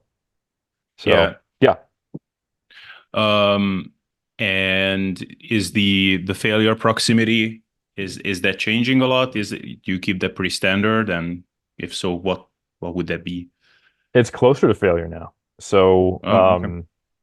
yeah, the way I like to train is I typically keep load the same, and I have a target rep range, and then I get closer to failure as the sets accumulate. So I typically start at either an 8, a 9, or a 10 RPE, so a 2, 1, or a 0 RIR on all my exercises. And then I maintain the same load if I can and to stay within the same rep range. And I do like a dynamic double progression. So an example would be for leg press, the goal is to be in the 5 to 8 rep range and to start at an 8 RPE, and I do 4 sets. So I Hmm. might put like 230 kilos on the leg press and see if I can start that series with 7 or 8 reps or 6, 7 or 8 reps. And that first set will try to be around an 8 RPE. And then I just maintain that load and get as many reps as I can and try not to hit failure unless I need to, or at least a 10 RPE, not an actual like failed rep. on that by that fourth set. Um, Hmm. and then when I start with a 10, it's like 10 and the goal is to fail. That's typically an isolation movement, you know. So like I might have three sets of bicep curls where I start at a 10 RPE, take the first set to concentric failure, or let's say the hardest rep that I think I can complete. And then I will actually reach momentary muscular failure in all subsequent sets and just let the reps drop off. And I just need to start with a load that puts me towards the higher end of the rep range so that it doesn't drop below the target rep range. And then Right, right. as I'm able to hit the top end of the rep range on the first set, then I just go up and load the next time I train that exercise. So it's kind of an auto-regulated progression. Hmm. Um, are you good with time, by the way? Do you need to jump off like very soon or? Yeah, No, I mean, we're cool. good. Cool. All right, then here we go. Just kidding. So yeah, about the Delt and lat specialization. Mhm. Um, do you, for example, with Delts, was it mainly like lateral raise variations that we're talking about? So mainly the side delts that you worked on? Yes, almost exclusively. Yeah, like I didn't really think I needed rear delt or front delt development. It was just how can we make me look wider considering I have relatively narrow clavicles and small rib cage for bodybuilding at least. Yeah. So every session when I was doing the specialization cycle started with cable lateral raises, incline dumbbell laterals. So that's like laying on an inclined bench Uh-huh. sideways Yeah. so that I it's like. harder earlier in. Yeah, exactly. Just so it's not hard at the shortened position, it's harder in a more lengthened position. Or an overhead press. I started every day like that for those 10 months of specializing. And then I would do a single arm lat pull down, kind of a cross body row, or a plain Jane row, or a plain Jane lat pull down, or a pullover variation, or Hmm. it's like straight arm push down. And I would just kind of rotate through those. And yeah, I had like a stable of like four delt exercises and like five lat exercises that I would start with for each session. Right. And I would do four sets per each exercise. And Hmm. similar kind of dynamic double progression style. So you mentioned a couple of lat exercises. Maybe I just missed it. Was there anything wide or everything was more so in this like narrower diagonal sort of plane? I did some like just plain Jane lat pull downs, like kind of just your typical lat pull down, but nothing like Hmm. crazy wide. I don't really find I don't feel those very well. I don't think they fit Yeah, same. most people biomechanically that well. So Yeah. yeah. Yeah. If you did exercises for the lats, then was it pretty common for you to do another pulling movement for other areas of your back? Yeah. So I would typically have like one or two other exercises in the week that would indirectly, not indirectly, that would train the lats in a compound pattern. So I would probably only start sessions with rows once or twice a week tops. And then I would have one or two other sets of rows within the week, kind of train like the scapular retractors as a whole and rear delts. Yeah. So, and I was doing some direct rear delt work because I was being so dominant on lats. I wanted to make sure that they weren't getting neglected. Hmm. Um, and so, yeah, it probably came out to 23 to 26 sets on the lats per week, depending upon whether I emphasize rows for lat exercises or pull down or pull over variations for Right. my initial thing to kick off the sessions. And then rest of the back, like yeah, like the thickness of the back or whatever, what that was roughly at that medium teen Yeah, mark. yeah. I mean, it's tough to say because I was also doing like I was powerlifting during this period, so Mm, I'm definitely getting deadlift and deadlift variation. So like back extension, sumo deadlift, conventional deadlift, RDL, and one to two rows per week were in there, you know. yeah. Um, and I do think things like squatting are going to contribute to that as well. So there's a fair amount of heavy axial loading that just kind of took care of itself, I Hmm. think. Got So it. maybe not Um, efficiently, but it was there. yeah, yeah. Um, Now to get into something else real quick, just I would be a waste not to ask you about this. It will be, I'll try to not piss you off while I'm asking you about this, but it will be about about the recent failure study. Oh, Um, yeah, yeah, yeah. yeah. So Meta-regression?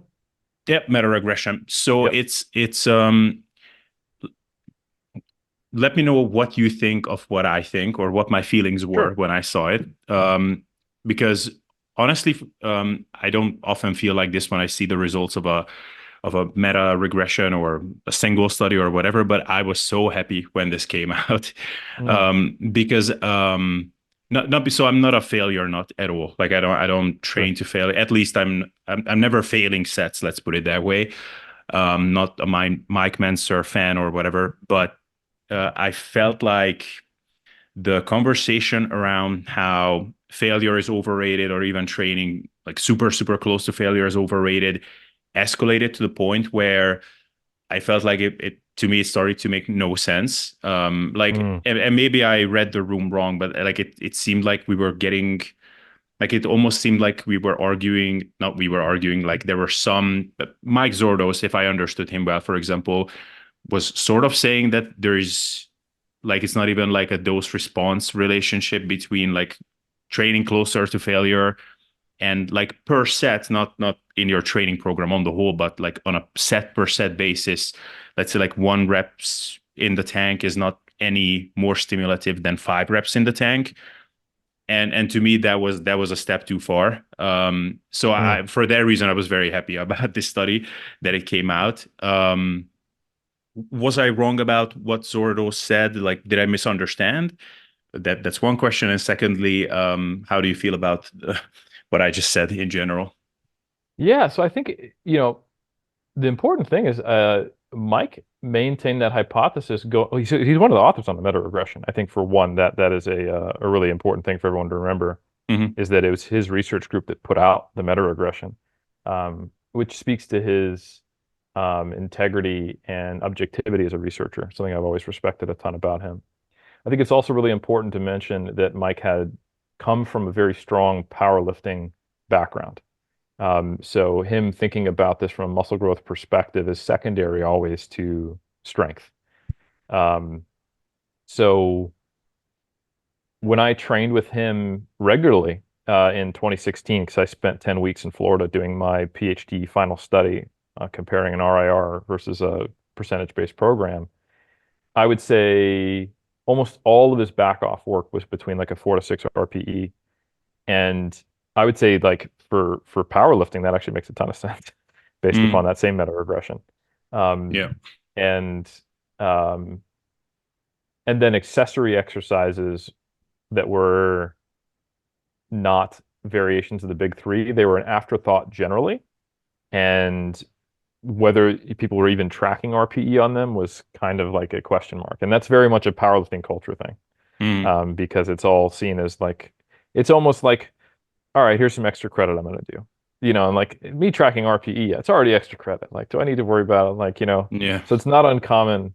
Like, for example, I've caught powerlifters who I know can deadlift 700 pounds doing sets of 8 with 225 on RDLs. And I'm like, that does nothing for you.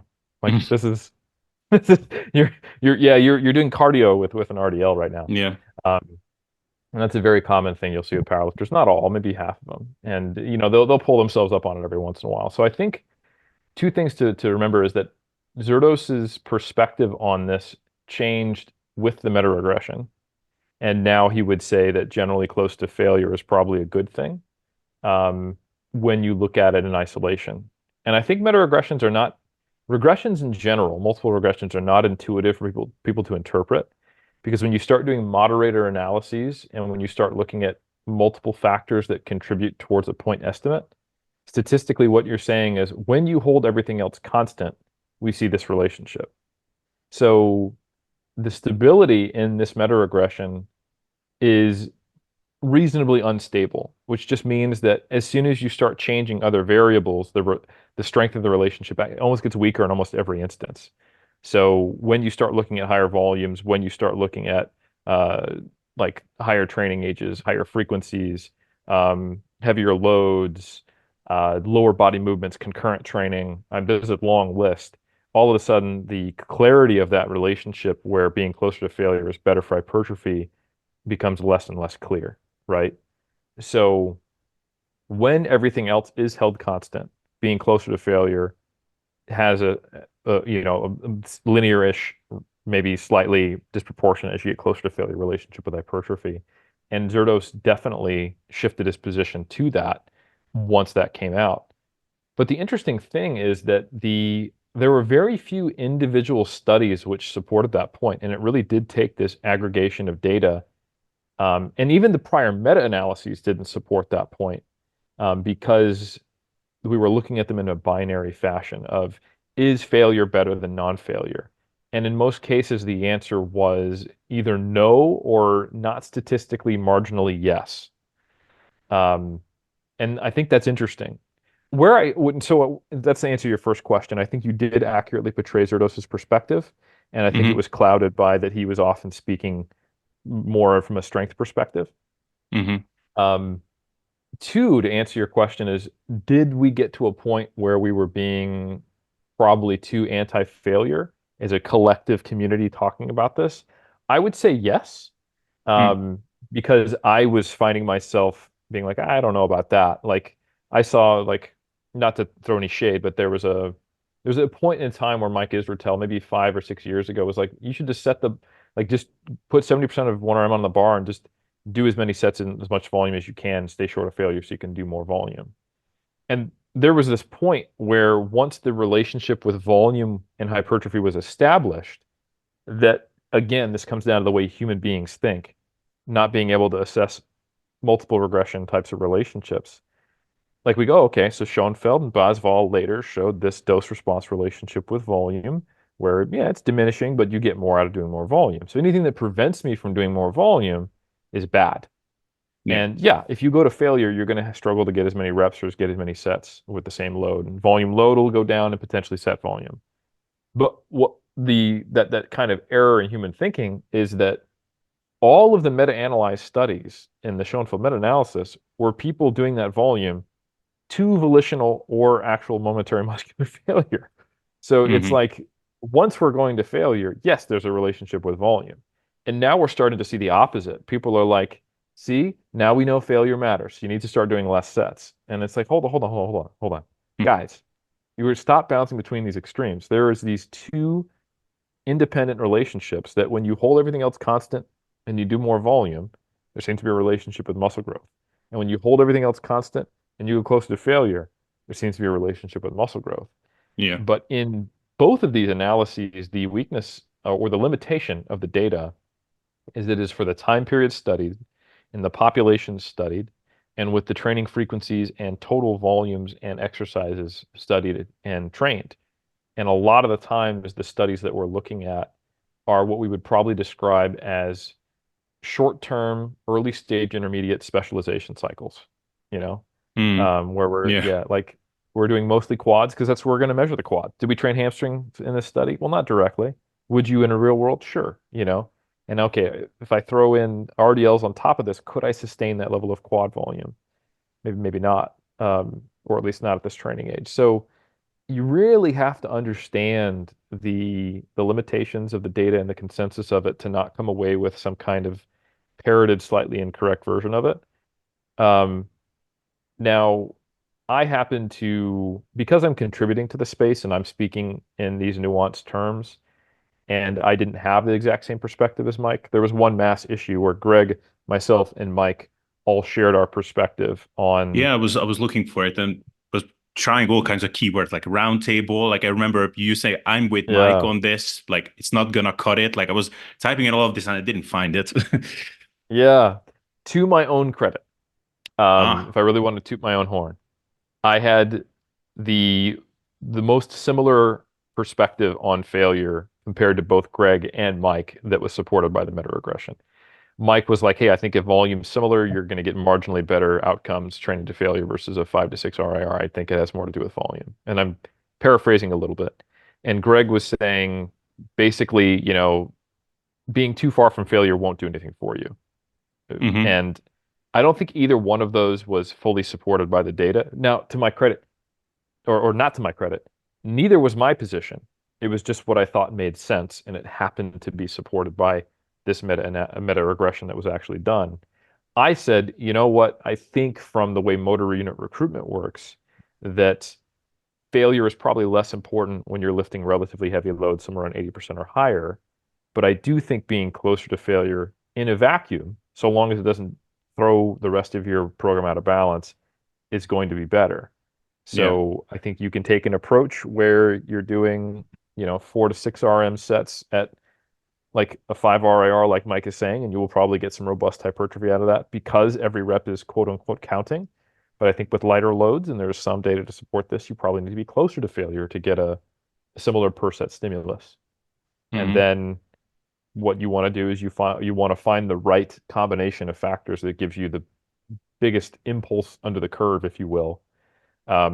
And I was like, yeah, I was a little vindicated when the meta-regression came out. I was like, sick. Like the relationship goes away most strongly when you go heavy, you know? Yeah. So they found right around 80% of 1RM or 77.5% of 1RM or higher, there was not a relationship between failure and hypertrophy, which I think makes sense. So yeah, tooting my own horn a little bit, and I'm sure Mike and Greg might tell me I'm slightly mischaracterizing where they were at, but um, we got the receipts if you're a mass subscriber. So Yeah. So and then regarding volume. So this is something that I like to ask from people, and I'm curious what you'll say. So like I see. Okay, slow down.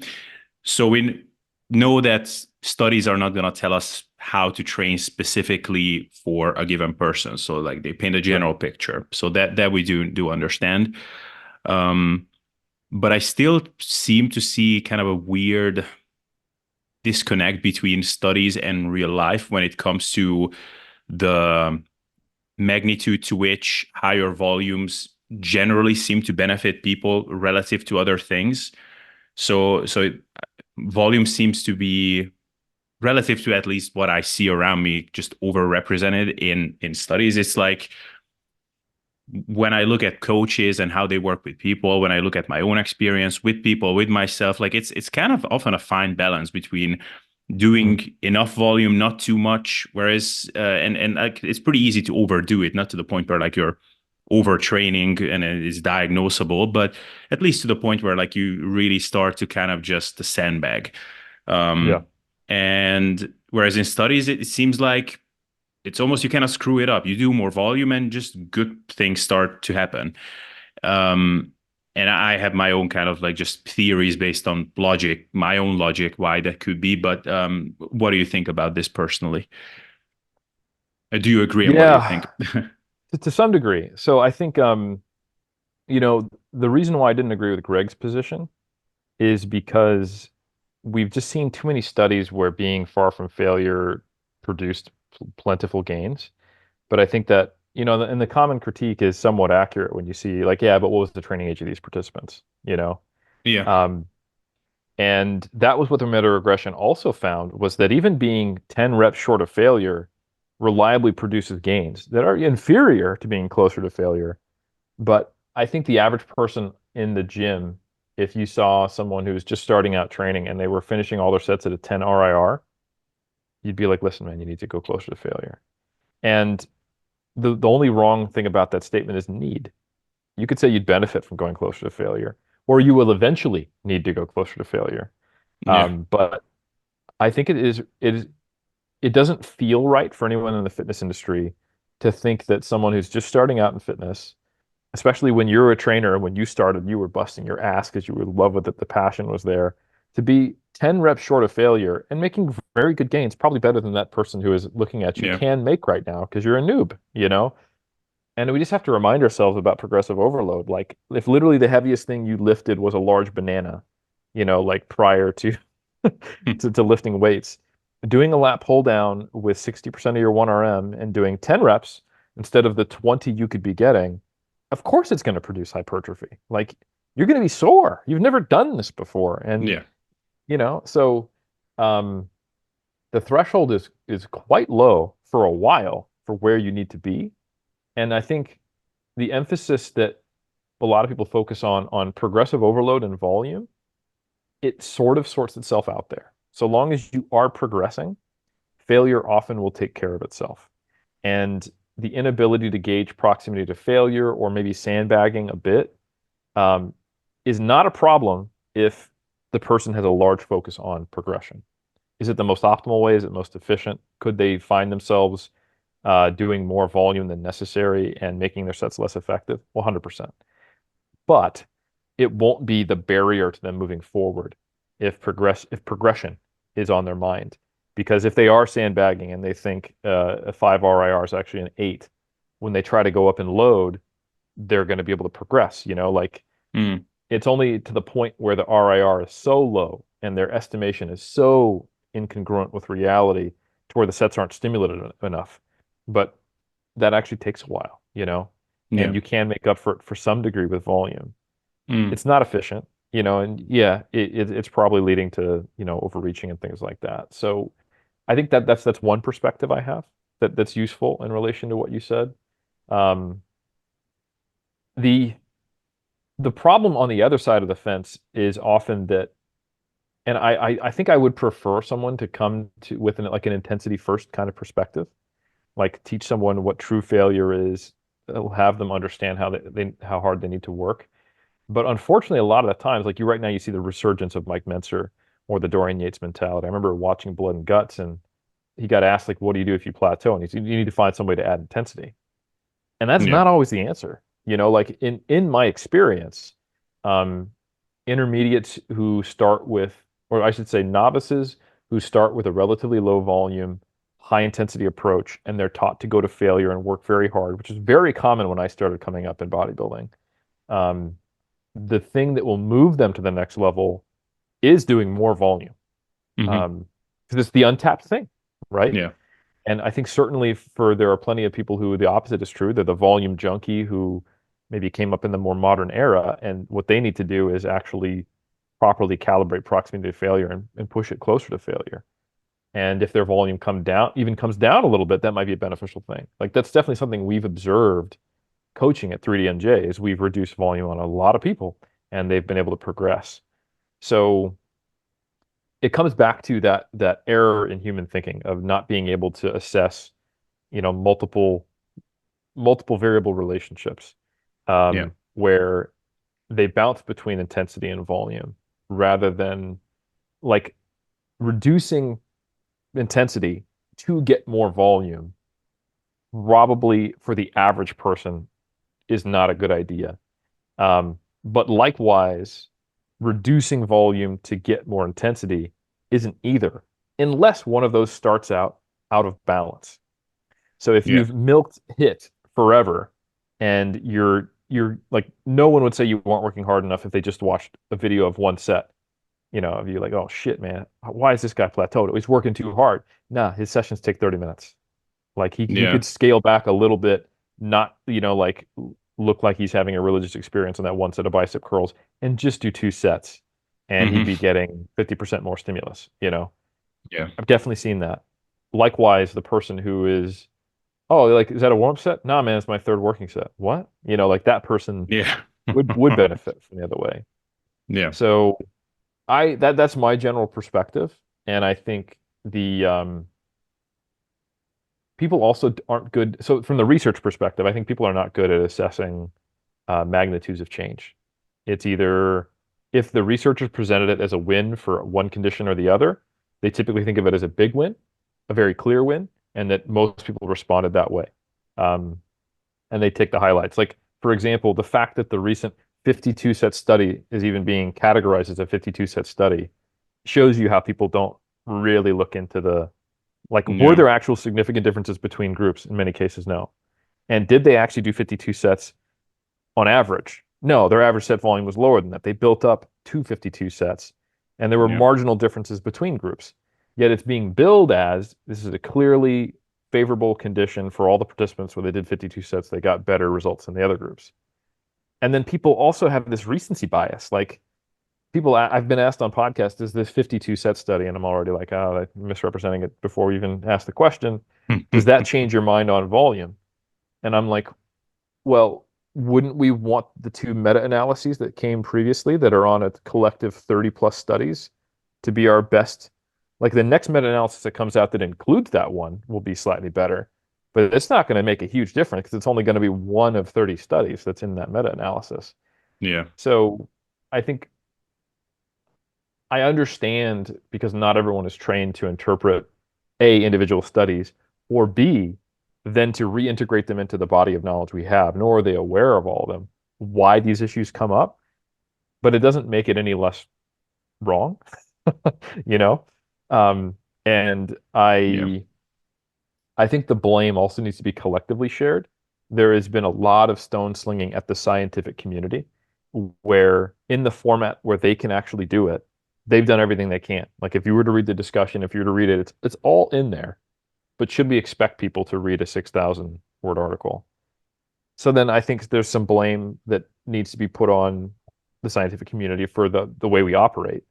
And the fact that if you're not going to be doing the science communication and you're going to outsource it, that the science communicators now need to take some blame.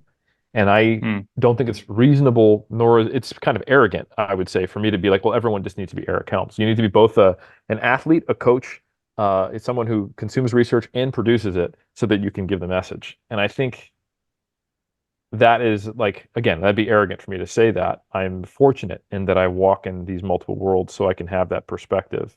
And it's taken me years to get to the point where I can put all these like X's and O's together to give people that collective perspective. So is it like Jeffrey Verdi Schofield? I came on and we had a long form podcast because he Yeah. misinterpreted the weight gain Listen study. to it. It was good. Thank you. Um, he did a good job though, and there were still errors. And I think I did a good job putting that study out there.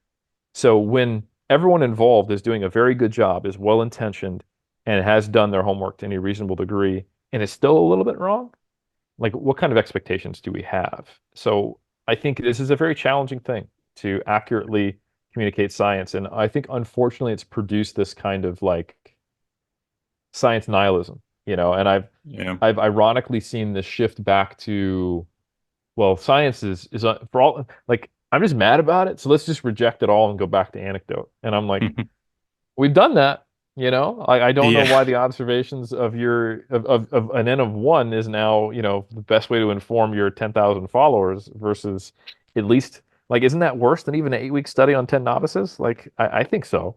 Um, Kind of. so it's a funny thing now where it's just like, I just do what works. And I'm like, and we're going to use anecdote to figure out what works. Like, again, Yeah. I can list a lot of problems with the average scientific study, but if you want me to make a 10-page longer list, I can do that with the way anecdotes have been used in response to that. Hmm. And the solution is always to understand the role of both and to integrate them. And it's just not easy, and people want easy answers. And I wish they were easier, and we can keep doing things to make them better. Open science movement, like it's not like there's not people moving towards it, and it's not like there aren't a lot of people who are trying to make science communication clear, both in the long form and short form. I'd say you're someone who does a great job on that. You're talking to me right now for that reason. Yeah. Thank you for saying that. And yeah, I listened to that podcast of yours with Jeffrey, and yeah, you said something that made me pause for a second because I wouldn't say I became a science hater or anything like that, but I also was one of those who sometimes rolled my eyes in front of my audience. They're like, well, like science is basically the slightly more cynical way of putting science is not going to tell you how to train on Tuesday, which is a very good Mm, quote, but maybe I was getting a bit too pissy because of a couple of things. For one, obviously, people in science are forming or representing an elite of sorts, which is not even debatable. Like intellectually, it's just the way it is. So it's always a little bit like the rest of us, I would say, are looking upwards a little bit. Some of us might be a little bit closer because maybe I'm listening to the best sources talking about science. Sometimes I will even read a study. And then there are people that are just listening to people like me. So, but regardless, that's where it starts. And then sometimes there will be some bias, which we see from people, which is apparent, which is then frustrating to see when it's very noticeable because like my God, like you should be the elite. Like I am the one, or you're the one that I'm looking up to. You should be the most objective out of everyone. But then I see you being biased, not you, by the way, Sure. just and then there are people which is the most frustrating who are actual scientists, like they even conduct studies sometimes. And when I see them doing like making bombastic claims, basically like typical like fitness influencer style, in these cases, these are actual study results. And it's like, this study shows that whatever, this happens. So that's evidence for something. And it's like, dude, like I know you don't think that, like you cannot think Mhm. that, like you actually know how this shit works, and yet you're sharing stuff like this. So yeah, like these things can be frustrating, and I think that is part of the reason why there is this like anti-science Mm. movement, which usually is pretty dumb, but that is part of where it stems from. And then you said something which made me think, but what do you think about what I just said? Yeah. I think a big part of it is unrealistic expectations. Um, I don't I I think it's unhelpful to have the a view of there being like a hierarchy of the evidence-based community because the scientists are fulfilling a role. I mean, it may be that way, but I think it's unhelpful. It's not facilitative. Like, um, like for example, Brad Schoenfeld is doing something really, really useful, but then the ideal scenario would be like, hey, check out this research, give it a try, let us know what you think. We'll interview coaches, next year who've tried it. What did they find? Oh, they found this. Let's empirically study that. And it's this process of refinement. And what modern research is ideally meant to do is exactly that. It is not coming out on high with the Ten Commandments of what the community should do, and positioning oneself as the holder of knowledge, but it is the person, but it's a process of collaboration and participation. And that's becoming more and more ingrained in scientific methods and classes and the way things are meant to be done. Mixed methods are becoming more and more common. You'll be It'll be rare to see one of my PhD students, for example, who doesn't have their earlier chapters in their PhD as interviews with coaches and athletes, surveys, a literature review, and then those things end up actually changing what the intervention is because Mm. we're looking to try to figure out, okay, what's the best guess of the community right now with how things operate, and where are there opportunities to leverage that experiential knowledge to have a higher probability of making useful hypotheses and then refining something. I think a great example is the long muscle length training stuff, which is just really annoying to people right now because it's changing certain Yeah. paradigms um, and it's getting talked about a lot. But the people who are talking about it generally are not saying, and this is the best thing since sliced bread. They're saying this is a clear effect we think. And somebody like, no, no, it's too early. And I'm like, okay, but like, like I don't think it's going to be worse. Like the kind of endorsements that someone who might actually say something and the way it's interpreted, or there's also a disconnect there. But that's another topic. So for example, the long muscle length training, there were absolutely anecdotal support for that prior. I just because I met Ronnie Coleman last year, that it stands out to me. I Mm. was watching Unbelievable, and he was doing like all his presses are basically lengthened partials, and they Hmm. always have been. And it's not like Ronnie would necessarily be able to describe to you why, except for I've noticed this seems to work better, or I feel a better pump, or I feel more tension on the target musculature. But you can also find in that same era other high level bodybuilders who were doing peak contraction training, right? Hmm. And staying in the shortened position because they felt a better pump there. And I Yeah. would argue that that was probably inferior and they were chasing a feeling, right? That was actually incongruent with what might be optimal. So it's easy to cherry pick an anecdote and then be like, see, like science isn't doing anything for us. But you've been in the game long enough. Like, yes, there were people tracking macros in '05, but now everybody tracks macros, right? Everybody Yeah. is using energy balance as a proxy for these things. Like Yeah. the things that we were fighting tooth and nail for and literally arguing with IFBB pros who just dismiss us as nerds, right? Well, Yeah. The fights Ian McCarthy was in, or Lane Norton, or myself, or Alan Aragon, that stuff has become standard practice. And now it's like, oh, we always knew that. And it's like, well, let's not pretend like that wasn't the fights that we were like progressive overload. If I did a 3DMJ seminar from 2010 now, the general bodybuilding crowd would be like, tell me something I don't know. Like I remember asking a question in Powerhouse Gym in 2010 in our very first seminar where we needed my mom to come to get us to a total of 10 people. Okay. So this is early 3DMG days. And I said, hey, bodybuilders, like how do you know if you had a good leg day? And all of the people who answered gave me subjective experiences related to how crushed they felt, DOMs, whether they were near throwing up. Was it hard, basically? Well, Nobody said anything about did I progress from last time, you know? yeah, So the concept of progressive overload in bodybuilding, which is now commonplace, that was not a thing even just 50, 12, 10 years ago. yeah, And so energy balance and progressive overload, which are no, we don't even consider those evidence-based strategies. That's just the way things work now. And bodybuilders have always known that. No, they haven't.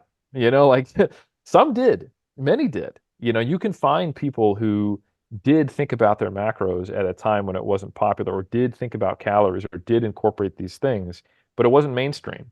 So which anecdote do you follow? You know, and so I think that is something that science is really useful for, is weeding out the anecdotes that are aligned with the logic and the data and what actually makes sense, and helping yeah, that become standard practice. And then that allows us to then move on to the next thing. But that process is slow, and we tend to have a short memory, and we tend to have a selective memory. So I think some yeah. of that is very different than the expectation of what we have in the fitness industry. People come in and they choose a guru, and the guru says, I have all the information, all the answers, and you're expecting them to give you 10 commandments. So whether that scientist is putting themselves in the position of Moses, whether they're being put in the position of Moses, is not always, it's unclear, or it's probably a combination, because it feels good to be positioned as a guru, even when you are anti-guru. And most of the first like evidence-based generation fitness people are anti-gurus. Like I think of the first generation, all the people I started following, they're cult of personalities. And they would absolutely love being positioned. They had really strong egos. Like they're doing good work, but at the same time, very anti-science when you think about it, to kind of try to be the guy with the most objectivity in the room. It's Yeah. antithetical to the idea of I'm supposed to be the smartest guy in the room who has all the answers. That's the opposite of the philosophy of science, where the goal is to ask more questions and be open, and try to disconfirm your hypotheses. So I think I started to become very disillusioned, not with science, but with the people who were at the lead of science as I got more and more involved in learning the way science should be. The issue is whether it's the person who looks out for it, or whether it's the fitness industry's expectation, is we put leaders in scientific space up as if they were gurus, when that's actually antithetical to the way science is supposed to operate, where it's about questions, not having answers. And you see it now, like, that if you're confident, loud, boastful, and if you give simple, seemingly science-based sounding solutions or models to explain everything, like, oh, mechanical tension, here's the model of how we understand, oh, effective reps, or, oh, this is the most important variable, intensity. And you have half a study, or a study, maybe even a few studies, or even a meta-regression to support your point, even if it's not perfectly accurate. People eat that up because it's what they've been conditioned for one, in the fitness industry, where we follow these personalities. And then two, it's just unfortunately like we like simpler, more concise, logical answers. And to be a good scientific practitioner, you have to be very comfortable sitting in uncertainty. Like, I don't understand how muscle grows. And I understand that that's like an itch that some people in science want to scratch. And if they can find a way of perfectly describing a model of muscle growth, they'll do it, even when it's premature to do so. And the issue there is that when you have a premature model that could be right, but could be wrong, and you really latch onto it because it feels good, then you start creating training programs and approaches, and you make these statements that are congruent with the model, but all models are wrong. And most good models are useful, but not all models are useful when they're made before you actually understand the way things work. So Yeah. that's why I'm an empiricist first. You know, I want to see something tested. Show me the data. I'm happy to when there's not data, I'll make decisions and I'll move forward and I'll make my best guess. But I'm not going to be dogmatic about that because I have nothing to base that dogma upon. But once there's empirical support for something, regardless of what the models say, if the empirical support does not support the model needs to be revised. Mm. So that's kind of where my perspective is, and unfortunately, that's not the general way that the evidence-based space operates or talks or thinks. Yeah, yeah, and also just wanted to say that like one thing that you said made me pause and had to call myself out a little bit on the cynicism that I had lately is when you said something similar to what you said now is so it's like so are you're comfortable knowing that you don't need to separate fats and carbs and you don't need to whatever like all the things that people used to Yeah, do now those things are looked as common knowledge whereas like really those are also the result of these studies and really like that science or ideally evidence-based thinking and yeah, and then I realized like yeah so it's almost like okay so we have enough knowledge now let's not hunt for more by doing studies which is a kind of ridiculous opinion to hold so yeah, um exactly. yeah. At this point, I made a note about how scientists choose to communicate and how it can be problematic when they don't make it clear when they are referencing actual evidence or when they are stating facts versus when they are speculating. I cut this part out because I made a little bit too many personal references and sort of called people out. But just so you know, that's what Eric is going to react to here.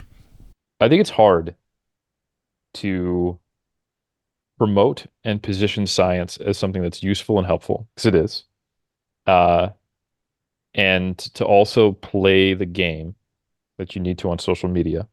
That does Oh, yeah. require you to, like for me to not put PhD CSCS after my name, or to not say I'm a research fellow, or to not say that I'm a scientist, um, cuts my engagement and my views and my credibility just as much as not putting the fact that I'm a WNBF pro, not showing pictures of my physique. And you and I are very aware of how that works because of the era we came up in, like just having Yeah. abs or just being an IFBB pro or just being big trumps many people's opinions. And if you were to like choose one, have an awesome physique and then say whatever the hell you want on Instagram, or just be a pencil neck PhD and say whatever you want, we know which one's going to get more engagement, the Yeah. former, right? Um, but having both does help because it enables you to get people who are normally not as interested in the scientific approach. But oh man, he walks the walk too. Like I get that Mm. all the time. Like it's good to see you're in the trenches. It's good to see that you walk the walk. Yeah. Meaning I can't put you in the box of being a pencil neck nerd. So playing the social media game and sharing information in a way that is heard and understood and is clear in short form content in the modern era and competing with for people's attention is hard. And the thing that often gets lost is the nuance. And I think every content creator has to draw a line in this need or should, whether they realize they need to or not, they should. And I think they need to draw a line in the sand somewhere where they will sacrifice engagement for keeping the nuance, because the downside of losing the nuance is counterproductive to the mission. And I think I'm relatively conservative in where I draw that line. There are Mm. certain things I won't talk about in short form because it will produce those problems. I haven't gone hard on, uh, I have gone hard on Instagram, but most of the time it's me asking people to leave the platform, right? Mm. Yeah. Or I'll speak in broad, like when I do like mass blast from the past, I have 90 seconds in a reel to talk about a study that was really influential. And I'm purposely doing it as mass blast from the past because misinterpreting an old study that has contributed to our collective knowledge and that was foundational, it's hard to do because we've Yeah. kind of figured it out. We've gone past the growing phase. I'm not going to do a 90-second reel on a 52 set study. I did it for my own weight gain study because I knew the data that well and I could hit the high points and I could just avoid talking about certain nuances. and then I could tell people to read the full text. But it's just a tough game to play, man. So Yeah. there's a reason why you'll see me share generalities and links to larger content and then focus on principles on Instagram. And then while I'll sit down for 2 hours to talk with things with you. The downside, though, is that that means that if someone can get a seemingly evidence-based answer in 90 seconds from someone else, they'll go there, you know? So I don't have the largest following. I know what I could do to get the largest following, but what I don't want is someone on a podcast to be like, yeah, but Eric Helms, he kind of mixes in his own little spice and he's a little biased and he thinks it's Yeah. subjective, Yeah. you know? So Yeah. it's a skill set to work the nuance in and to speak about things in clear, non-jargoned ways that don't get anything wrong, but get enough right, but are also useful, but that aren't caveat and isn't boring in a reasonable time frame on a platform people use all at the same time. Um, and we're not always the best at it, and I think some people are better at it than others. Um, and some people don't draw the line in the sand where I would. And I used to say circa 3, 4, 5 years ago, I would get really mad about content creators who did not draw the line in the sand where I thought they should. Mm. But ultimately, I realized it's not my job to be like the evidence-based police. It's not my job to gatekeep the way science communicated or to call someone out every time that they didn't, you know, represent the science the way I thought it should be with the right amount of caveats at the right time points or on the right platform. Um, and now there's enough people in this space and there's enough conversations happening that I think there's at least the opportunity to get it right. So I focus more on me just having conversations like this. Like, here's how I think people should do it. Here's how I do it. Here's what makes sense. Here's my best interpretation of the data. And, you know, it is what it is. Other people are going to present it differently. So, That's very well said. I think, yeah, I think we can even use it as a closing word because that's a good philosophy for life as well. well said. Yeah, that's my opinion. Like that's how I prefer to do things, but not gonna say that everybody else is an idiot for not doing the way I do it. So yeah, that's a good mindset to have for sure. All right, Eric. Well, I'm gonna let you go at this point. Thank you so much for being on for this long. I'm really, really grateful. You're welcome. My And pleasure. yeah, I Thank you for think having me. yeah, I think we managed to go through a lot of valuable discussions. So I hope there will be lots of good takeaways for or lots of good lessons learned for people. So yeah, Eric, please plug where can people find you, any kind of projects, whatever it is. Yeah, so we talked a lot about my own bodybuilding journey. So anyone who wants to dive deeper into that, I'd say the best place to go is the Team 3DMJ YouTube channel. So definitely check that out. Anyone who's interested in just bodybuilding content in general, podcasts, blogs, although we're not writing any blogs lately, but links to all that, 3dmusclejourney.com. And if anyone was enjoying listening to me talk a lot, I'm on the 3DMJ podcast on, slightly more than half the episodes. We spread it around with all of our content producers. I'm on almost every single episode of Iron Culture. To definitely follow us there. And also on the Mass Research Review office hours, which we put out weekly. I am a regular contributor there. It's always Dr. Trexler who's hosting it, and Oh we're yeah, I rotating heard. Yeah, the other that three was of very us. good. Thank you. So yeah, those are the places I would go. And then if you want to hear me on podcasts like this that are not, that are extensions of the cinematic universe that I operate in, but not my own personal platform, then definitely follow me at Helms 3DMJ on Instagram. Perfect. All right, Eric. Thanks so much again. It was a pleasure chatting with you. Thank you, man.